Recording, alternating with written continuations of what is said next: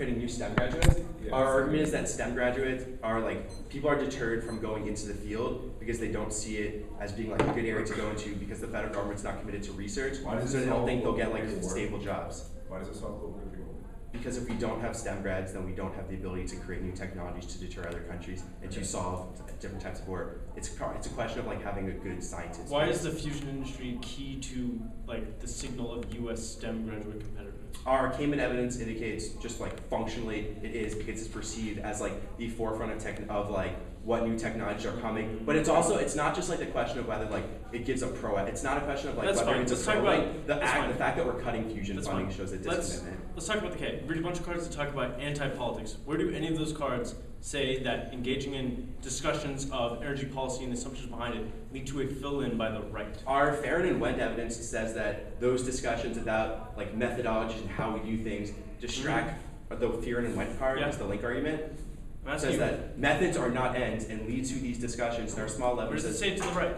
Where does it make a link to that? Okay, Right. dude. Okay. The argument is that you disengage us from politics, which causes the right to fill in. Our Wendt card does not talk about the right, but it does talk about a disengagement I just from want action. the link. That is the link. Disengagement is just bad. Okay, Disengagement that's is fine. bad. Let's talk about elections. Our small impacts that's from fine. the right. We don't want to what's make a right fill in. Let's talk about elections. You read this uniqueness evidence from the Examiner. What is the poll and what is the percentage point that it says about Romney's leading? The poll cites the Rasmussen reports, and it says he's leading 47 to 46, and it also says that there are some swing voters who are going to move towards Romney. So what is the prediction mark is for why that they're going to do that? It says that they're likely to do that by That's election day. interesting. I assume the Examiner would have It says no that bias in doing that. No, Let's dude, talk it about says that he's the Venezuela thumper. The Venezuela thumper. Yeah. How many Venezuelans in the U.S. are going to change their vote, and in what states are going to That's not, our link argument has nothing to do with Venezuelan voters.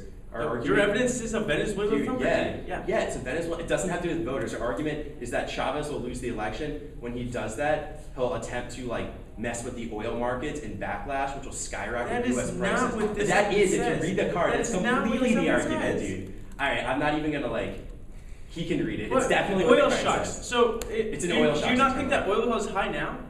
Our argument makes a distinction between high oil prices I don't think versus it's skyrocket. Our card literally says that given where oil prices are now, Obama will win. If Chavez wins, why would the Chavez election mess with oil? Why would Chavez mess with oil? Because he would have lost the election. Why would losing losing the election give him an incentive to try to screw over Venezuela's economy?